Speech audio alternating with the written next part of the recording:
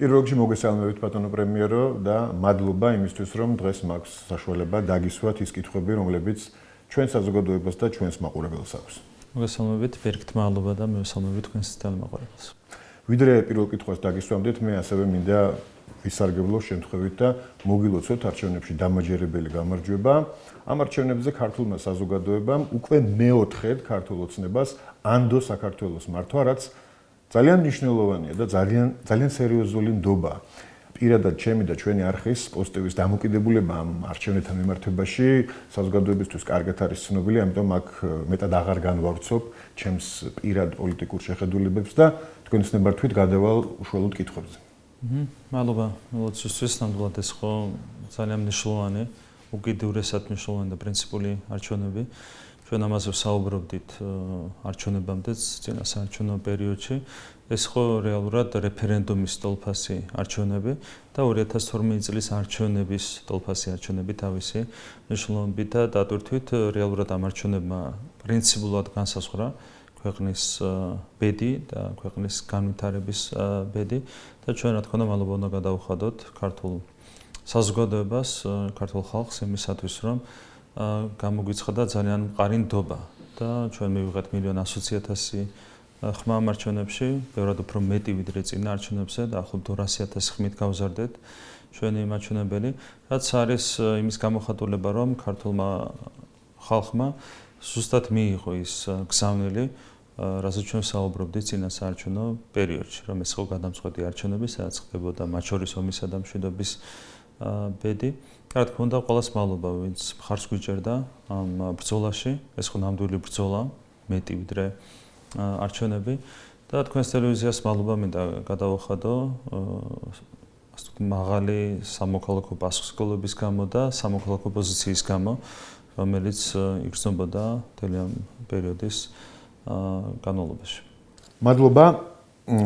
რაც შეეხება შემდეგ კითხვებს, რადიკალური ოპოზიცია მიუხედავად არჩევნების შედეგებისა ქუჩაში გამოსვლას აპირებს და აპირებს დაიწყოს ქუჩის აქციები. თუმცა ჩვენ ვხედავთ, რომ მის დაძახილზე სულ უფრო და უფრო ცოტა ადამიანი გამოდის რეალურად ქუჩაში. თუმცა ისინი როგორც ჩანს, მაინც 2020 წლის სცენარით აპირებენ გააგრძელონ თავიანთი აქტივობა და ვხედავთ, რომ აანონსებენ დაუმორჩილებლობას, პიკეტირებას და ასე შემდეგ. როგორ ფიქრობთ, იმის გათვალისწინებით, რომ ძალიან ცოტა ხალხი გამოდის რეალურად მათ დაძახილზე. ისინი ამჯერადაც მივლენ ძალადობრივი გადატრიალების მცდელობამდე, თუ 2020 წლისგან განსხვავებით ამჯერად უფრო მალე შევლენ პარლამენტში. ჩვენ ამ სცენარზე არჩევნებამდე საუბრობდით, რომ ისინი აუცილებლად გააპროტესტებდნენ არჩევნების შედეგებს, რომ შეესწრებოდნენ აქციების ორგანიზებას, თუმცა იქვე ვამბობდით, რომ რეალურად მათ არავითარი რესურსი ამ შემთხვევაში არ ქონდათ, მათ არ აქვთ ქუჩის რესურსი, ერთი მარტივი მიზეზის გამო. ქუჩას და არჩევნების მოგება სჭირდება ერთ-ერთი რესურსი, ეს არის საზოგადოების ხარდაჭერა. რეალურად ამ არჩევნებზე გამოჩნდა, რომ მათ არ აქვთ არავითარი სახალხო მხარდაჭერა, პირიქით მათი მხარდაჭერა შემცირდა 4 წლის წინ არჩევნებთან შედარებით, აქედან გამომდინარე მათი რესურსი, რომ რაიმე წარმატებას მიაღწიონ ქუჩაში, არის ნულის ტოლი. თუმცა მათ აქვთ თავი გასამართლებელი, ასე ვთქვათ, საკუთარ მხარდამჭერებთან, ისინი ატყუებდნენ საკუთარ მხარდამჭერებსაც კი მთელი ამ თვეების განმავლობაში, რომ იგებდნენ არჩევნებს, ახლა სხვას უნდა გადააბრალონ ეს ტყუილი, სინამდვილეში მათ უწევთ ამ ტყუილისთვის თავის მართლება. რესურსი არავითარი არ აქვთ, უფრო მეტიც. თქვენ გახსოვთ 2020 წელს მათ გარკვეულ წარმატებას მიაღწიეს, ეს იყო მოლაპარაკებები, რომლებიც იძულების წესით, ასე ვთქვათ, წარიმართა ჩვენი მონაწილეობით და ეს იყო შემდეგ აპრილის შეთანხმება, რაც ნიშნავდა კონსტიტუციური ჩარჩოებიდან ქვეყნის დროებით გასვლას, ეს იყო ასე ვთქვათ, წნეხის ქვეშ ხელმოწერილი შეთანხმება, პოლიტიკური შეთანხმება.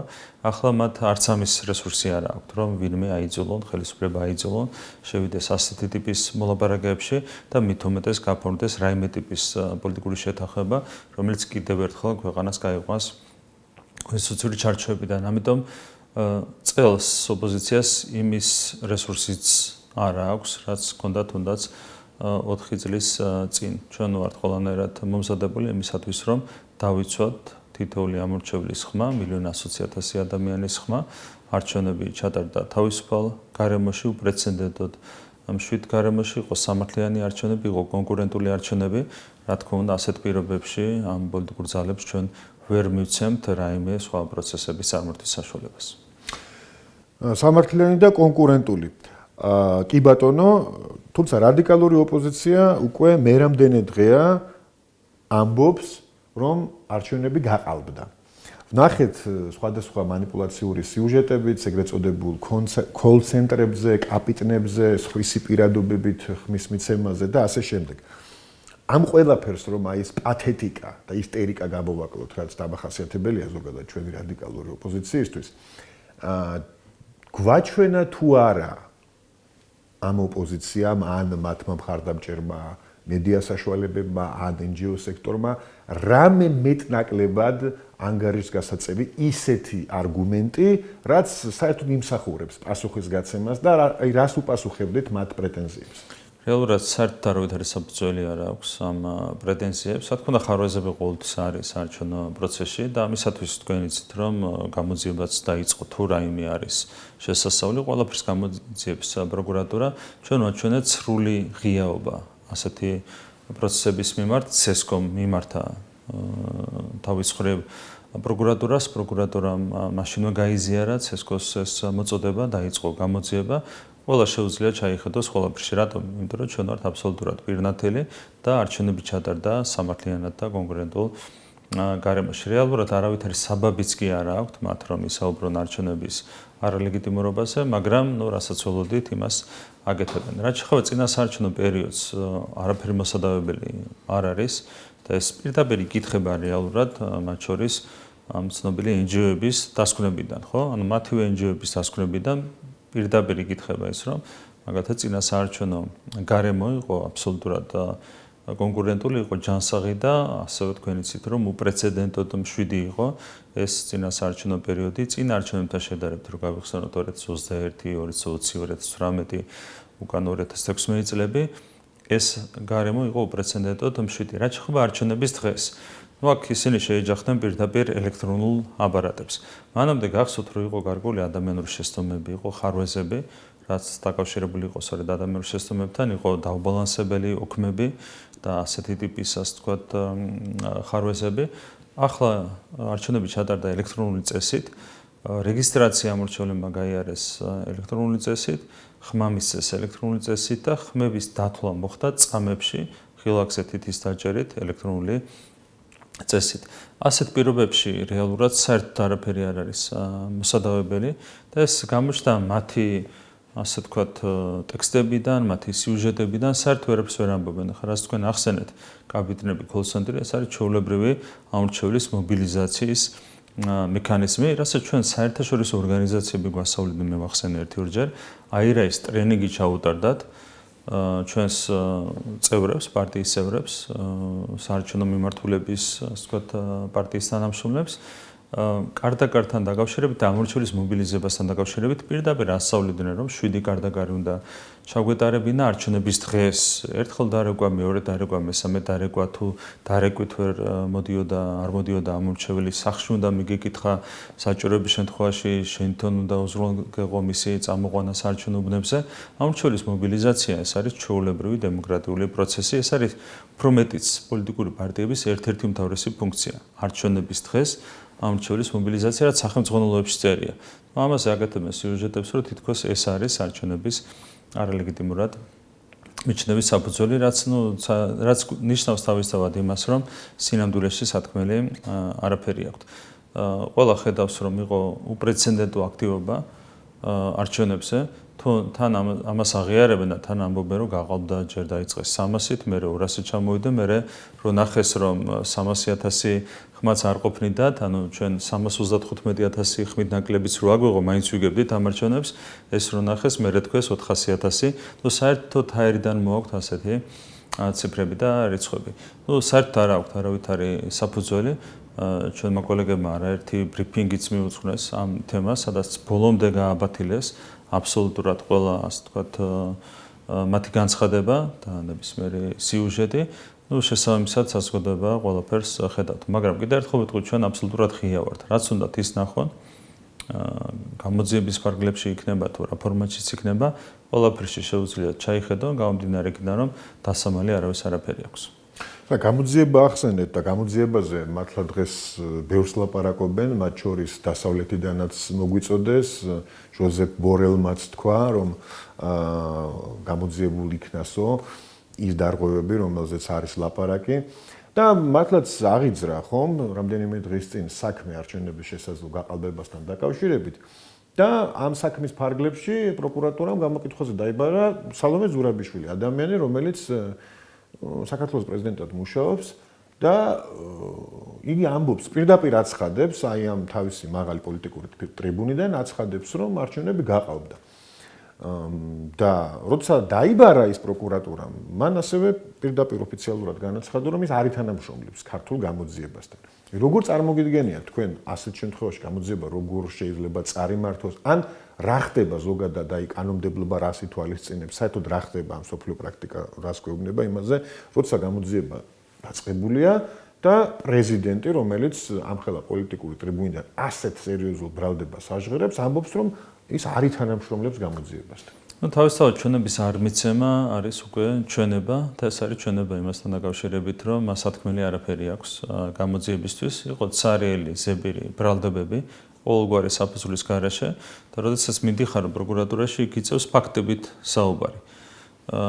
გამომდინარე იქიდან, რომ მას არაფერი აქვს სასაუბრო ფაქტებთან დაკავშირებით, რა თქმა უნდა, თავს არიდებს პროკურატურაში მისვლას. თქვენ წარმოიდგინეთ ეს ადამიანი და ზოგადად რადიკალური ოპოზიცია აცხადებდა, რომ რასაც იტყვის ვაშინგტონიდან ვიღაც ან ბრიუსელიდან ვიღაც ყველაფერი არის ბიბლია და უნდა აღიარო როგორც უტყვარი ჭეშმარიტება, მას მოუწოდა სახელმწიფო დეპარტამენტმა, ამერიკის სახელმწიფო დეპარტამენტმა ეთანამშრომლა გამოძიებასთან, მიეცა ჩვენება, თუმცა ამაზეც კი უარის თქმა მოუწია, რატომ? იმიტომ რომ რა თქმა უნდა შერწყებოდა იმ შემთხვევაში, თუ მოუწევდა პროკურატურაში მისვლა სრული სიცარიელით, ყოველგვარი ფაქტის და მტკიცებულების და არგუმენტის გარეშე. ამიტომ მისთვის ეს იზულება, რომ ის ვერ თანამშრომლობს, რა თქმა უნდა პროკურატურასთან, არ უნდა შეიქმნას რეპუტაციული პრობლემა ასეთი თანამშრომლობით.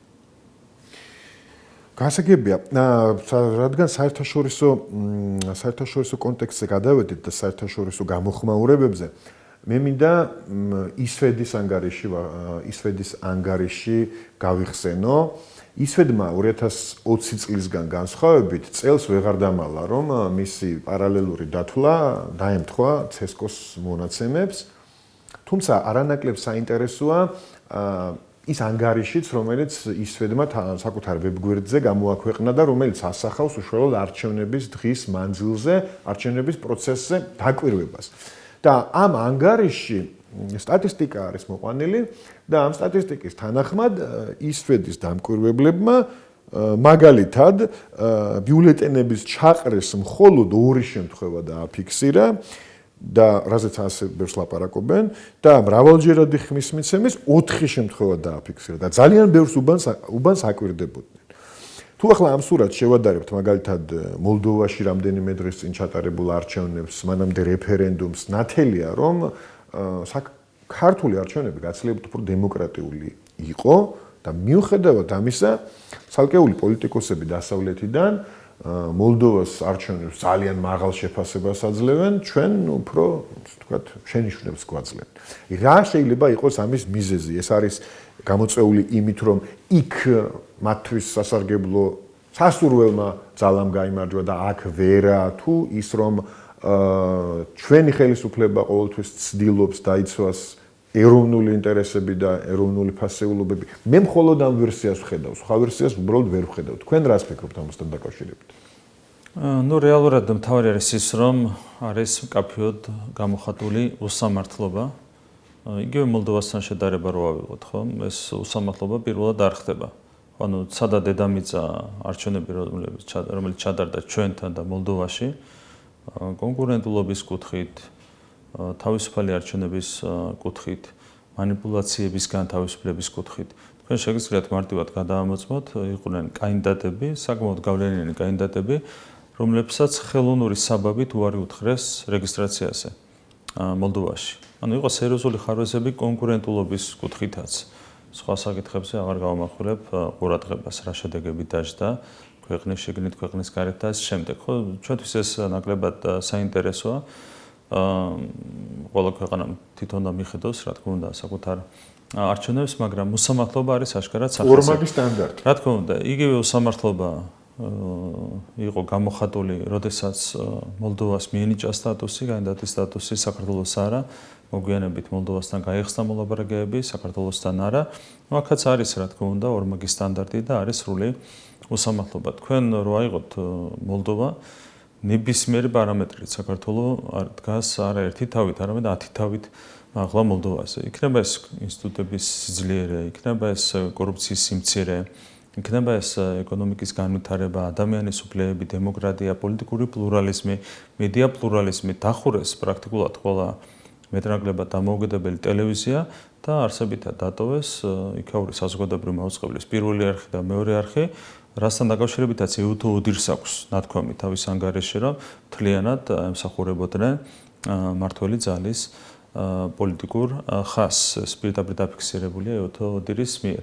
არ არის მედია პლურალიზმი, არ არის პოლიტიკური პლურალიზმი, აკრძალეს პირდაპირ პოლიტიკური პარტიები, მათ შორის ყველაზე გავლენიანი ოპოზიციური პარტია, პრაქტიკულად ოპოზიციონერი დეპუტატი, რასაც თქვი თითქმის არ დატოვეს. პარლამენტში ამ პირობებში ჩატარდა საპრეზიდენტო არჩევნები, ანუ იმ პირობებში, როდესაც ეს პროცესები განვითარდა და ნუ ასე დროს, როცა გვესმის განსხვავებული შეფასებები საქართველოს და მოლდოვის არჩევნებთან დაკავშირებით, ეს არის, რა თქმა უნდა, ცალსახა უსამართლობა. ეს იგივეა, როდესაც დსთ-ს წევრ მოლდოვას მიენიჭეს კანდიდატის სტატუსი და საქართველოს არა. თქვენ ასევე იცით, რომ დღემდე არ გვეშვებიან, გვესაუბრებიან რუსეთისთვის სანქციების დაწესებაზე. ბოლოს ევროპარლამენტის რეზოლუციაშიც გარისკეს და ასეთი ჩანაწერი ჩადეს, ხო, მანამდე მაინც ერიდებოდა ეს ყველაფერი. ბოლოს იქაც კი ჩაწერეს. მოლდოვას დღემდე არ დაუწესებია რუსეთისთვის სანქციები. თქვენ თუ მაჩვენებთ მე ერთ განცხადებას მაინც, არათუ ევროპარლამენტის რეზოლუციას, კუბილიუსების და მსგავსი ტიპის პოლიტიკოსების ერთ განცხადებას მაინც მოლდოვასთან დაკავშირებით, მოწოდებას, რომ შეუერთდეს სანქციებს, დააწესოს რუსეთისთვის სანქციები, მაშინ შეიძლება სხვანაირად ვისაუბროთ, მაგრამ როცა ვხედავთ, რომ არის ერთ-ეგივე მოცემულობა, ხო, არც ჩვენ დავაწესეთ სანქციები, არც მოლდოვამ, იქ საერთოდ ხმას არავინ იღებს, საქართველოსთან დაკავშირებით მთელი კამპანია არის გაშლილი, თან მოლდოვა პლუს დსთ-ს წევრია, აძლევენ კანდიდატის სტატუსს, უხსნიან მოლაპარაკებებს, აქ ჩანს, რომ არის აშკარა უსამართლობა.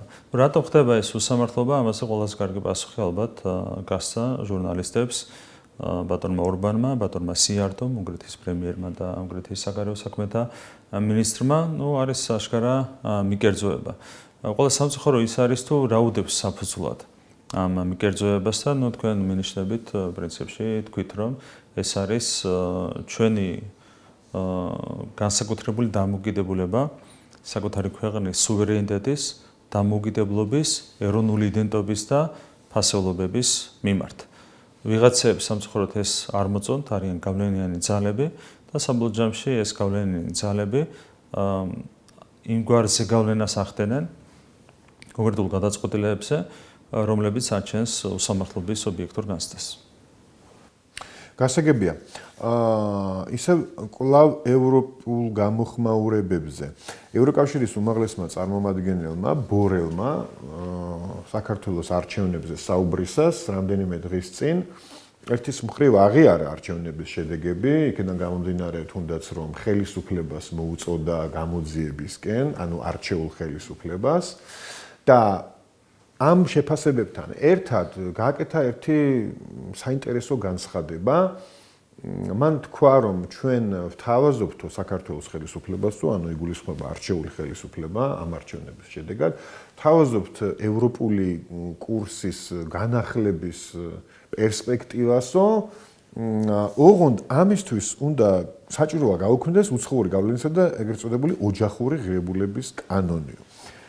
როგორ შეაფასებთ თქვენ ამ განცხადებას და როგორ ფიქრობთ, არსებობს თუ არა შესაძლებლობა რამე კომპრომისის ამ საკითხთან მიმართებაში?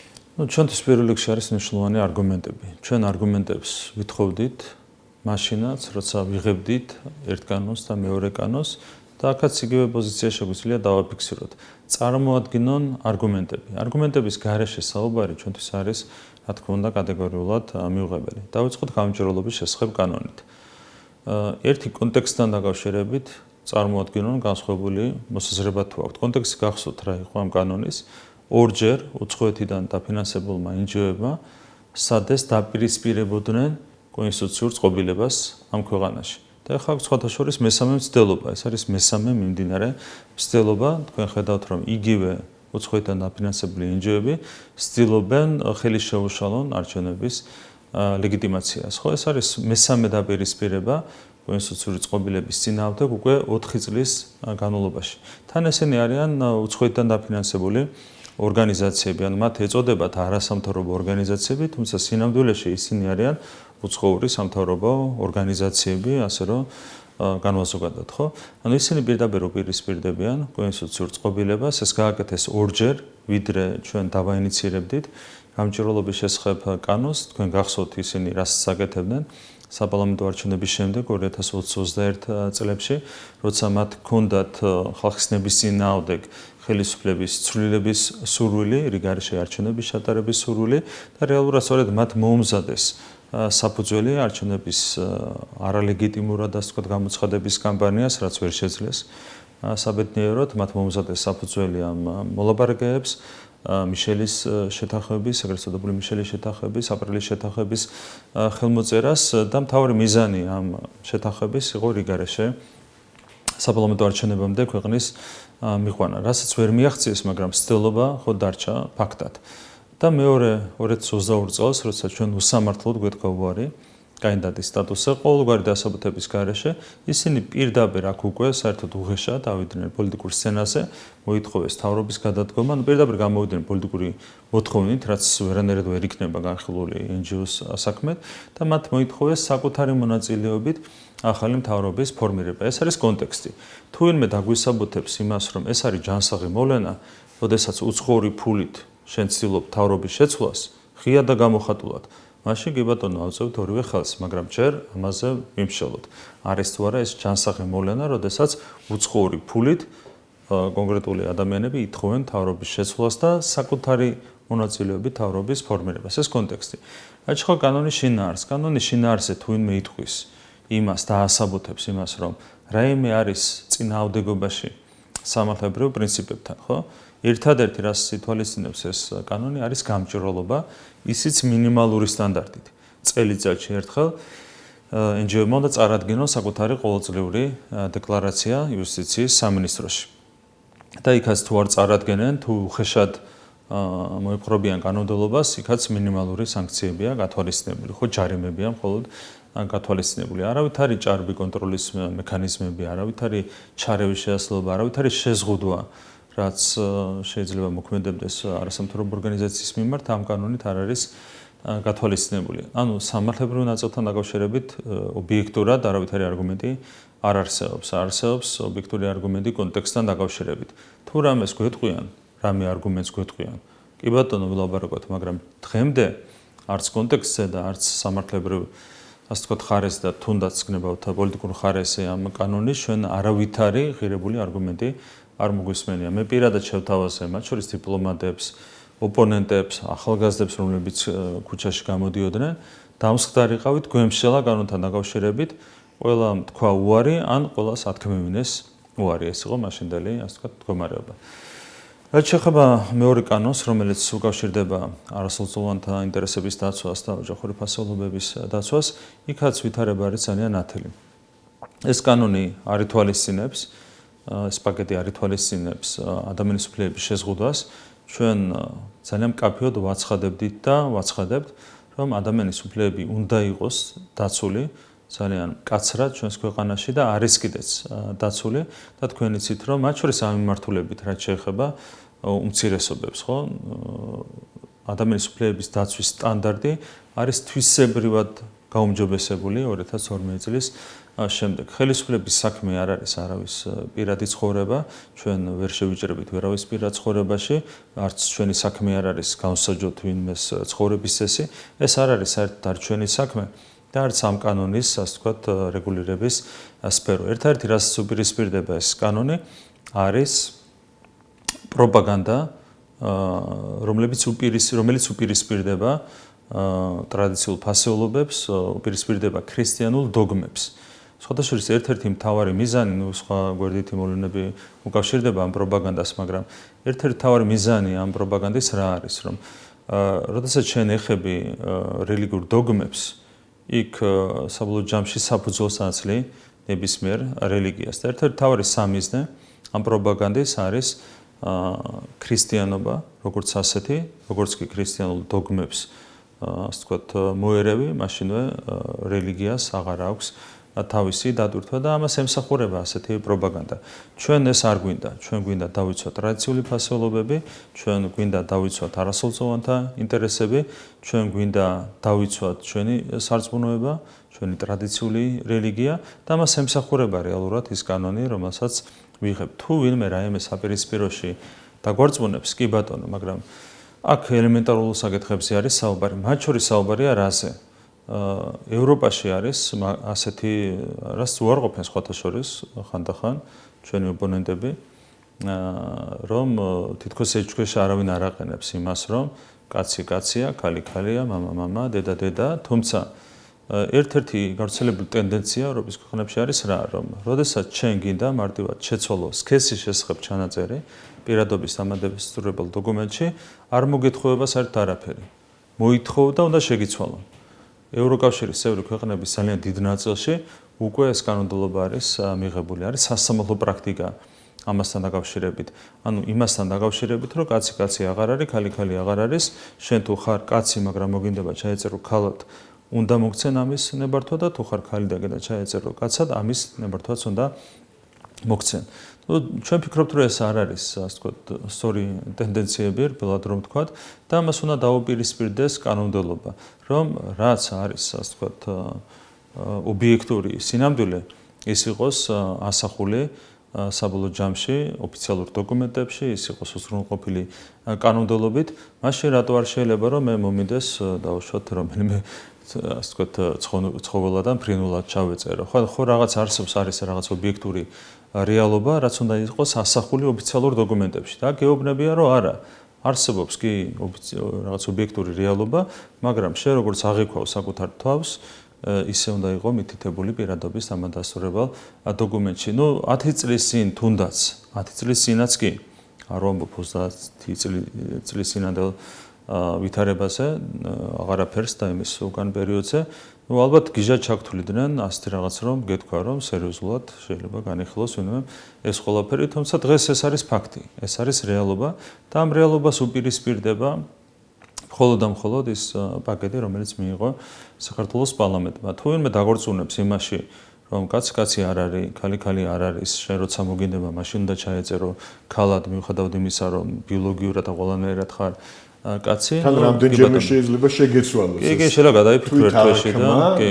რამდენიმე კვირა ქალად გზნობდე თავს, მერე ისე. ანუ ეს სერიოზული თემაა. ეს არის უკვე ძალიან კაფიო. კიდევ ერთხელ გავიმეორებ, ადამიანის ქცევის წესი არის მისი გადაწყვეტილება.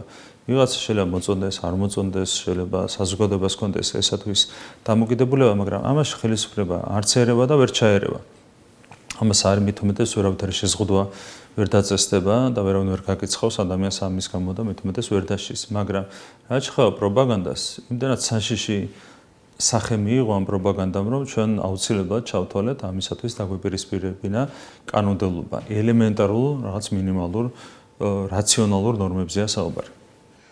კი ბატონო, რაც შეეხება ნაციონალური მოძრაობის როგორც დამნაშავე პარტიის განდევნას პოლიტიკური სპექტრიდან იმისთვის, რომ გაჯანსაღდეს ზოგადად პოლიტიკური სპექტრი და უფრო კარგი არჩევანი ქონდეს ქართულ საზოგადოებას არჩევნებზე. ამ ხრივ ცოტა მიაქცია ყურადღება, მაგრამ აშკარად გამოიკვეთა ერთ საინტერესო ფაქტი, რომ უშუალოდ 5-მა ნომერმა ნაციონალურმა მოძრაობამ, ესე ვთქვათ, დაკარგა ამ არჩევნების შედეგად ნომერ პირველი ოპოზიციური პარტიის სტატუსი. როგორ ფიქრობთ, უნდა ველოდოთ თუ არა ეს ტენდენცია კვლავ გაგრძელდება და მომდევნო არჩევნებზე მაგალითად შეიძლება არც მე პირადად არ გამოვირიცხავ მაგალითად რომ საერთოდ ბარიერის გადალახვაც გაუჭირდეს. უშუალოდ 5 ნომერს. კი, ერთი რამე უნდა ითქვას ამასთან დაკავშირებით, რომ ჩვენ ამას ვამბობთ არჩევნებამდეც, ვერავითარ განსხვავებას ვერ ვხედავთ ამ 4 პოლიტიკურ პარტიას შორის. მე ვფიქრობ, რომ რეალურად იმ ადამიანების მიზანი, რომლებიც ხელმძღვანელობენ ამ 4 პარტიას გარედან, გულისხმობ, იყო სწორედ ის, რომ მოხდარიყო ეგრეთ წოდებული რებრენდინგი, ანუ 5 ნომრის მაგივრად წინ წამოწეულიყო სხვა ნომრიანი პარტია და სხვა დასახელების მქონე პარტია და საბოლოო ჯამში ეს მიზანი მიღწეული იქნა. ანუ დღეს ნომერ მეორე პარტია საქართველოში ეწოდება არა ნაცმოძრაობას, არამედ პარტია ახალს, რომელიც გამოდიოდა არა 5 ნომრით, არამედ მომიჯნავე 4 ნომრით. თუმცა შინაარსით ეს არის ზუსტად იგივე პოლიტიკური პარტია. ისევე როგორც ლელოდა, ისევე როგორც გახარიას პარტია, ეს არის ერთი პოლიტიკური ძალა. და ამას აქვს ერთი ყველაზე მარტივი ახსნა, რომ ისინი ერთი ცენტრიდან იმართებიან. არათერი განსხვავება არ არის სინამდვილეში ამ პოლიტიკურ ძალებს შორის, ისინი ზუსტად ერთნაირად უპირისპირდებიან ამ ქვეყნის ეროვნულ ინტერესებს.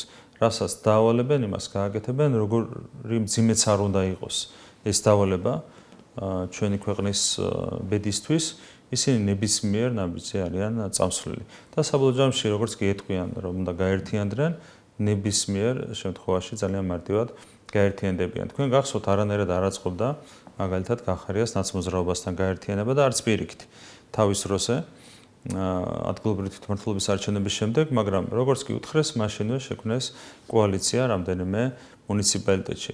აქაც თქვენ ნახეთ წინა საარჩევნო პერიოდში რეალურად მაინც არ აწყობდათ ერთი ქარტიის ქვეშ გამოსვლა, ანუ პრაქტიკულად წინასწარ დაანონსეს, რომ გამარჯვების შემთხვევაში ნაცმოძრაობა, ახალი ლელო და გახარია ერთად ქმნიდნენ სამთავრობო კოალიციას და ერთად ქმნიდნენ მთავრობას. ეს არ აწყობდათ რეალურად, რა თქმა უნდა, ამით საბოლოო ჯამში მათ მიიღეს რეპუტაციული ზიანი მთლიანობაში და ამის გამო დააკვდათ წინა არჩევნებთან შედარებით ჯამში 60,000 ხმა, მაგრამ დაავალეს, ასე იყო საჭირო და გააკეთებინეს. თვითონ უფლებაც კი არ აქვთ, რომ იკითხონ რამდენად ღირს ამა თუ იმ დავალების შესრულება. ამიტომ ჩემთვის განსხვავება არ არის ამ 4 პოლიტიკურ ძალას შორის. შესაბამისად, ჩვენ როცა ვსაუბრობთ იმაზე, რომ ამ ქვეყანას სჭირდება არა კოლექტიური ნაცმოძრაობა, არამედ ჯანსაღი ოპოზიცია, ჩვენ ამ კოლექტიურ ნაცმოძრაობაში გულისხმობთ 4-ვე პოლიტიკურ პარტიას.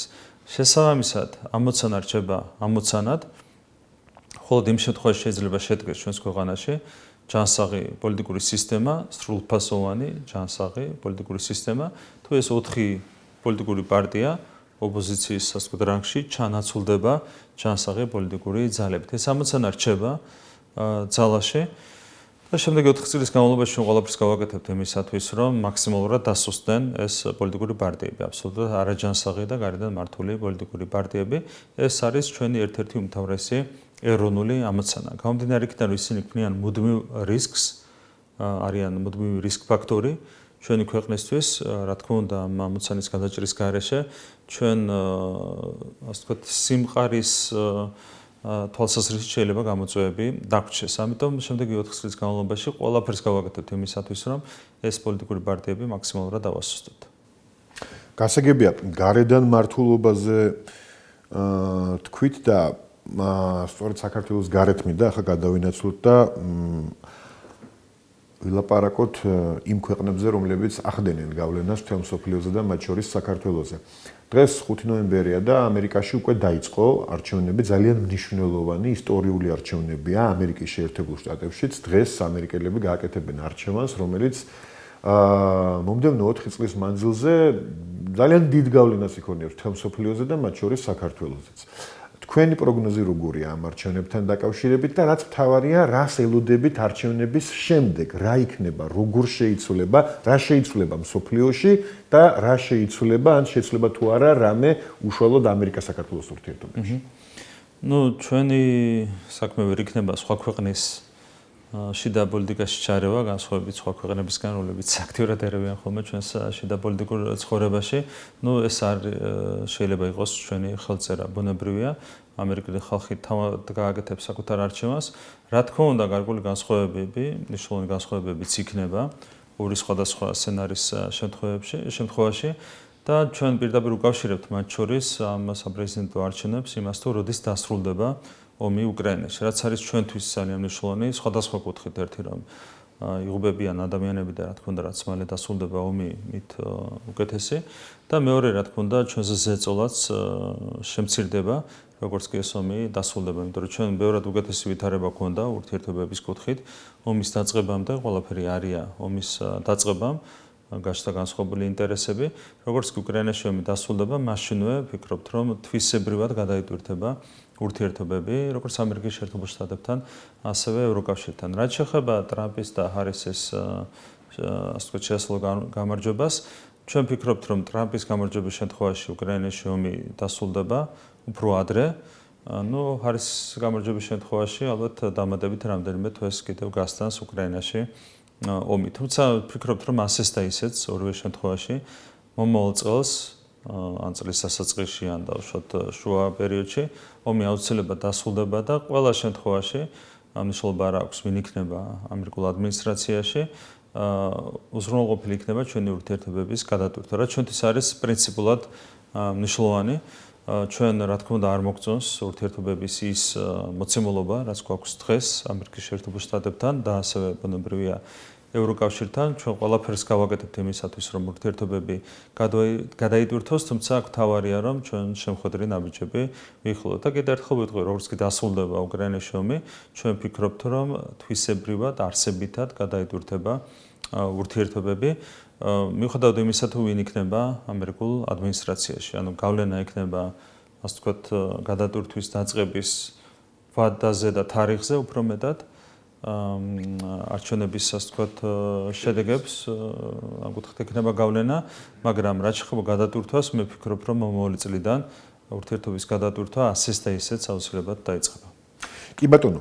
და გადმოვინაცვლოთ ახლა კვლავ საქართველოში ცხოვრება გრძელდება და ბუნებრივია ამომრჩეველი, ქართული საზოგადოება და განსაკუთრებით ქართული ოცნების ამომრჩეველი ელოდება იმ პროგრამული პრიორიტეტების განხორციელებას, რაც პირადად თქვენ დაანონსეთ და წარუდგენეთ საზოგადოებას არჩევნების წინ, ძალიან ამბიციური წინასაარჩევნო პროგრამა იყო ეკონომიკურ და სოციალურ ნაწილში განსაკუთრებით და მაგალითად 2028 წლის მაჩვენებლებზე როცა გქონდათ საუბარი, იქ იყო კონკრეტული მონაცემები, რომ 2028 წლისთვის საქართველოს ბიუჯეტი გაიზრდება 40 მილიარდ ლარამდე, რომ 200.000-მდე ახალი სამუშაო ადგილი დაგვემატება, რომ დაიგება გზები, აშენდება ახალი აეროპორტი, ასე შემდეგ, ძალიან მასშტაბური პროგრამა იყო და ბუნებრივია საზოგადოება ელოდება ამ პროგრამის განხორციელებას.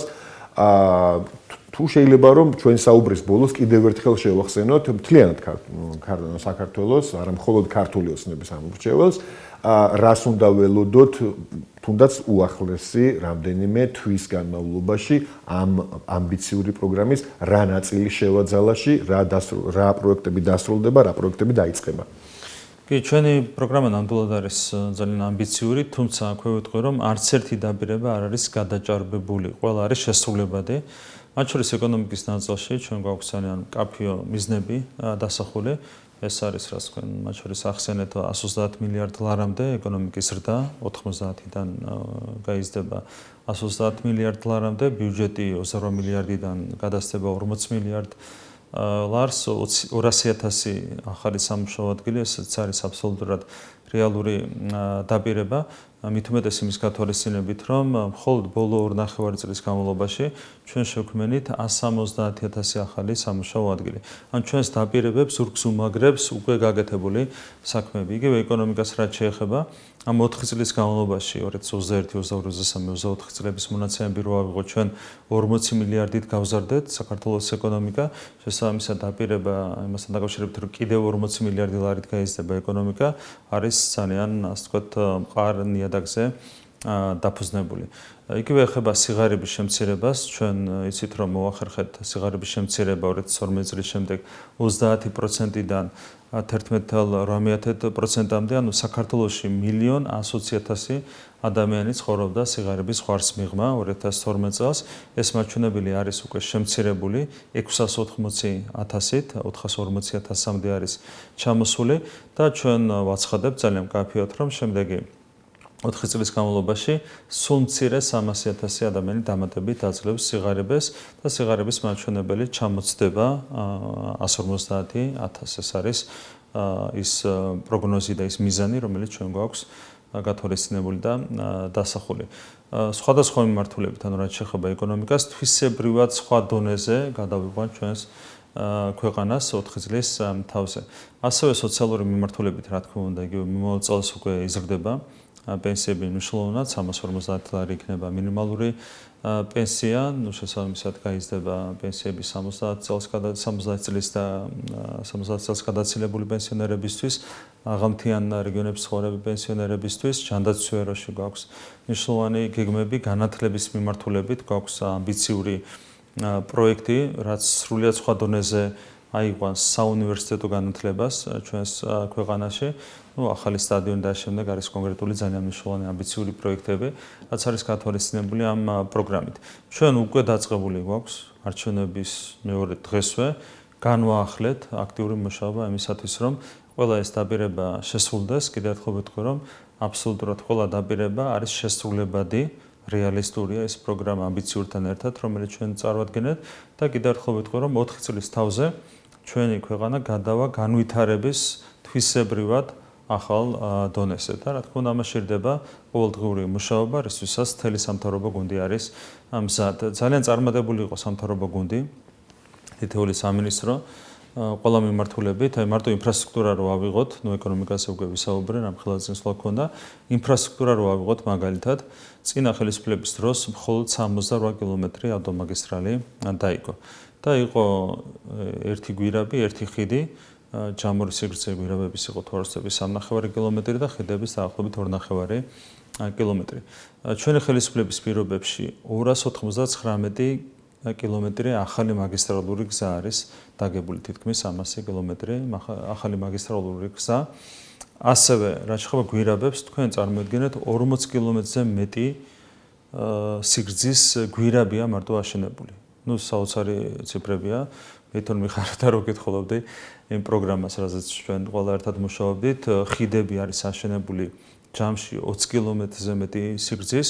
კიდევ ერთხელ გავიმერებ, მხოლოდ 68 კილომეტრი მაგისტრალი დააგეს წინა ხელისუფლების რასაც გადაგვაყოლეს და თან ეს ყველაზე მარტივი მონაკვეთი ამ ავტომაგისტრალის. ანუ გარდა იმისა, რომ ადამიანის უფლების კუთხით იყო უმძიმესი მდგომარეობა ციხეებში, ადამიანების წამება 2.5-ჯერ მეტი ადამიანი ყავდა დაბატიმრებული, მათ შორის ძალიან დიდი ნაწილი სრულიად უკანონოდ ყოველგვარი რეალური ბრალის და ბრალდების გარეშე, ტელევიზიების მიტაცება, ბიზნესის რეკეტი, ეს მთელი უბედურება ხდებოდა 20% დაკარგეს ჩვენი ტერიტორიების და ერთ-ერთი რასაც გვამადლიდნენ იყო გზების მშენებლობა და აქაც აღმოჩნდა, რომ დაახლოებით 5-ჯერ უფრო ეფექტურია და ეფექტიანია ჩვენი მუშაობა, ვიდრე იყო წინა ხელისუფლების პირობებში. როდესაც ასეთი პოლიტიკური ძალები ჯერ კიდევ იღებენ ჯამში ხმების დაახლოებით 30-35%, ეს რა თქმა უნდა ტრაგიკულია, ეს ცალსახად შეიძლება ითქვას, თუმცა ჩვენ მთავარი ყველაფერი გავაკეთეთ იმისათვის, რომ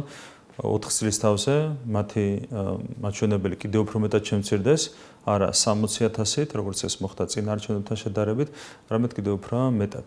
და ჩვენ თავარია რომ საკუთარი დღის წესრიგით ვიმუშაოთ და ეს დღის წესრიგი არის სწორედ ქვეყნის განვითარება. ჩვენი ოპონენტები მუდმივად ცდილობენ რომ რაღაც ვიწრო პოლიტიკურ კინკლაობაში ჩატოვონ ქართული პოლიტიკა და ეს პოლიტიკური სივრცე ჩვენ გვაქვს სხვა დღის წესრიგი. ჩვენი ამოცანა ვისაუბროთ, არა მარტო ვისაუბროთ, არამედ ვაკეთოთ ის საქმე, რაც უკავშირდება ქვეყნის განვითარებას და იმ ამბიციური პროგრამის შესრულებას, რომელიც ჩვენ წარვადგენთ ქართული საზოგადოების წინაშე და 4 წლის განმავლობაში, რა თქმა უნდა, ძირითადად ვიქნებით გადართული სწორედ ამ საქმეების კეთებაზე.